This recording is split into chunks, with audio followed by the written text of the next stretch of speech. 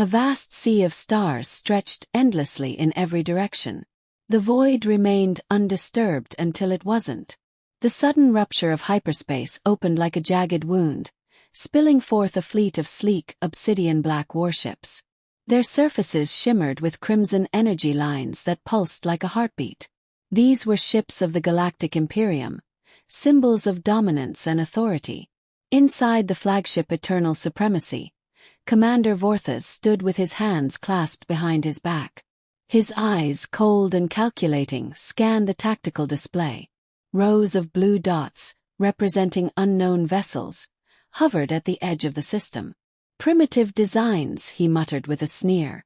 Patchwork hulls, outdated thrusters, and he squinted at one ship's designation. Is that a cargo hauler? Pathetic. He gestured to the comms officer. Open a channel to the primitives. Moments later, his voice boomed through space, rich with the authority of one who had never been defied. Attention, unknown vessels. You are in the sovereign territory of the Galactic Imperium. You face the might of the greatest power in the known galaxy. Surrender immediately, and you may be shown mercy. There was silence. Vorthas raised an eyebrow. He knew fear when he heard it, and silence was the prelude to submission. He glanced at his second-in-command, Captain Theron, who nodded approvingly. But the silence didn't last. A voice crackled onto the line, a voice that didn't tremble, didn't plead, didn't beg. It laughed. It wasn't just one person. It was a chorus of human voices cackling uncontrollably. One voice, louder than the rest, gasped for air. Oh no! Guys, did you hear that? We're in sovereign territory of the greatest power in the galaxy. His voice dripped with mock terror. Somebody call HR. I think we're about to get disciplined by space royalty. A second voice chimed in. Wait. Are we on one of those space opera TV shows? Let me guess, you're the evil empire, right? Do we have to fill out paperwork for this? Another wave of laughter erupted. Commander Vorthas froze, his jaw tightening. Is this mockery? His voice carried a note of disbelief. The human voices didn't stop.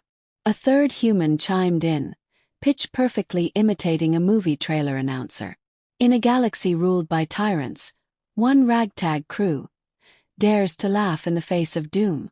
Coming soon to a theater near you. Explosions of laughter followed. Commander, Captain Theron said quietly, eyes wide with disbelief. They're mocking us. No, Vorthas growled. They are confused. Fear manifests in strange ways. His eyes darkened. Let us remind them who commands this sector. He raised his hand. Fire a warning shot. Moments later, a lance of brilliant red energy shot from one of the Empire's warships, slicing past one of the human vessels, missing by a deliberate margin. It left a glowing trail of ionized gas in its wake. It was a show of power, precise and undeniable. There was a pause on the human side. A brief, lingering silence. Then someone snorted. Another snicker. Hey Greg, did they miss? Looks like it, said Greg. First day on the job. Must be a new guy. Somebody send him the targeting manual. More laughter followed. Empire of the Galaxy, huh? Big talk, small aim. Another roar of laughter echoed through the line. Commander, Theron said, his voice low, I don't think they're confused. Commander Vorthas's hands clenched into fists. His voice was sharp as steel. Silence them. All ships, full barrage authorization. Commander Vorthas snarled. No more theatrics. Reduce them to wreckage. The order rippled through the Imperial fleet. Gun batteries rotated, missile ports opened, and energy capacitors surged with power. Targeting systems locked on, plotting precise trajectories for maximum destruction. Coordinates locked, Captain Theron reported, his voice sharp with focus. Firing in 3, 2, 1. The void lit up with raw devastation. Streams of red energy, missile contrails, and kinetic slugs filled the vast emptiness between fleets. It was no longer a display of power. It was a declaration of annihilation. The sheer volume of firepower unleashed should have been unstoppable. No ship could dodge everything. No fleet could withstand it. But the humans weren't trying to dodge everything. They moved wrong. At least, that's how it appeared to the Imperial targeting systems. No predictive model could calculate their erratic movements. Human ships jolted left, drifted right, spun end over end, sometimes moving in ways that violated every concept of efficient flight. It wasn't clean, and it certainly wasn't tactical. But it worked. Imperial tracking AI couldn't adjust fast enough. Target still mobile, Theron reported, his fingers tapping the console. Adjusting algorithms to predict. He trailed off, frustration growing. They keep changing vectors. It's like they're moving intentionally wrong. Humans, Vorthas muttered, eyes narrowing. They're improvising. On the comms, one of the human crew voices piped in, strained but grinning. Oof, that was close. Hey Greg, you think they're mad yet? Oh, they're big mad, Greg's voice replied. Lookin'. Throwing everything they got. Desperation's a bad look, huh? Real bad. They're not even hitting us. Don't say that, man. You'll jinx it. The Imperial bridge was deathly silent, save for the hum of the tactical systems. Captain Theron glanced at Vorthas, searching for orders. Commander, we can overwhelm them if we force them into a choke point. Don't mistake them for fools, Captain, Vorthas said coldly. They know we expect them to act logically. So they choose chaos. He stared hard at the display.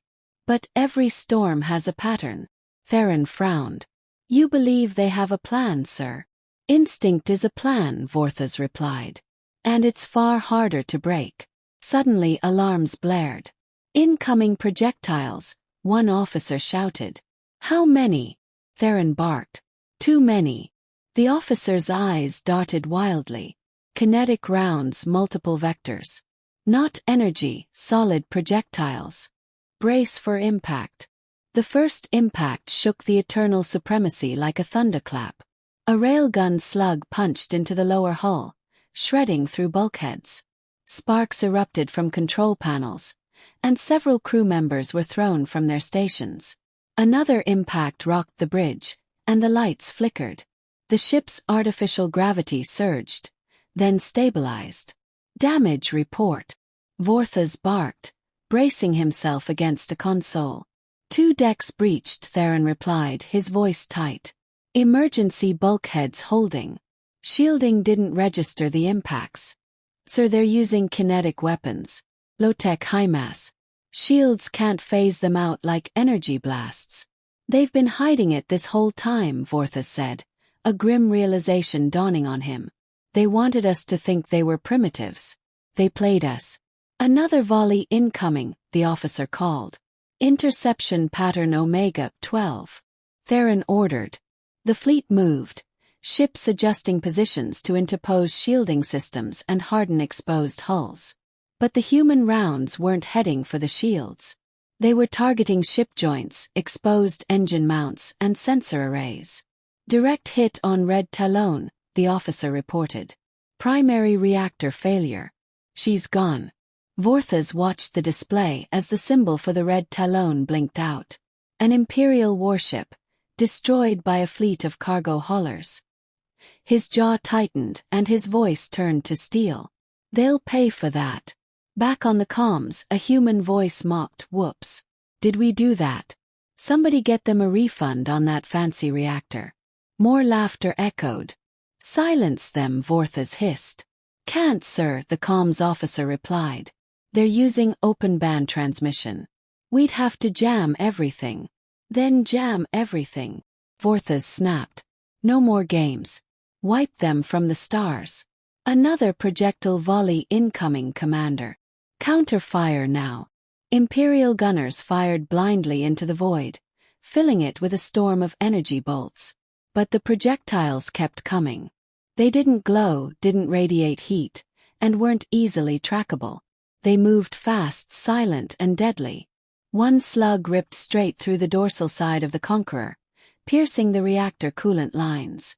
A plume of blue gas vented into space, and moments later, The ship detonated in a flash of light. On the human comms, a slow, deliberate whistle played. "That's gotta hurt. You okay over there, Imperium? Need a timeout?" Laughter again.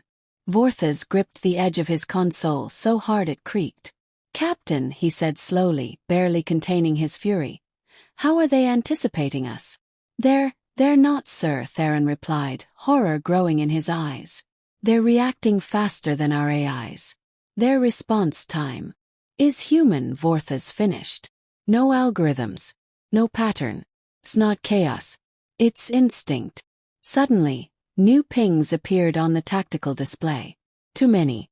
It wasn't a volley. It was a wall. A synchronized launch from every human ship, all at once. "Full spread of kinetic projectiles incoming," the officer called, his voice cracking. "Trajectory lock impossible. They're adjusting mid-flight." "Impossible," Theron shouted. "Projectiles can't adjust in flight." "Not projectiles," the officer muttered, his face pale. "Drones. They're using guided drones." "Silence. Impact in 10-9-8. Full evasive maneuvers," Vorthas bellowed. "All ships move." But it was too late.